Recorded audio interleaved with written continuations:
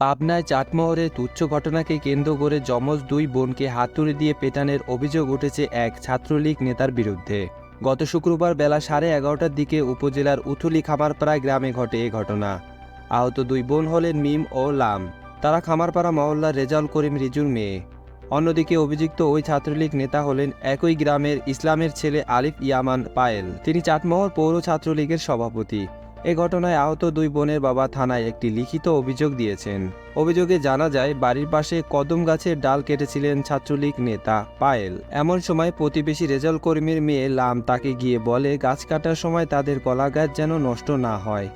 এ নিয়ে কথা কাটাকাটি হলে ছাত্রলীগ নেতা পায়েল হাতুড়ি দিয়ে লামকে আঘাত করে। পরে তার যমজ বোন মিম এগিয়ে এলে তাকেও হাতুড়ি দিয়ে পিটিয়ে আহত করা হয়। এরপর তাদের চিৎকার শুনে দুই বোনের পরিবারের লোকজন গিয়ে এলাকাবাসীর সহায়তায় তাদের উদ্ধার করে চাটমোহর উপজেলা স্বাস্থ্য কমপ্লেক্সে ভর্তি করে। এদিকে অভিযুক্ত ছাত্রলীগ নেতা আলিফ ইয়ামান পায়েল বলেন, আমার মায়ের সঙ্গে ওরা দুই বোন মারামারি করেছে। আমি ঠেকাতে গিয়েছিলাম, তাদেরকে মারিনি। তারা আমার বিরুদ্ধে অহেতুক অভিযোগ করেছে ফাঁসানোর জন্য।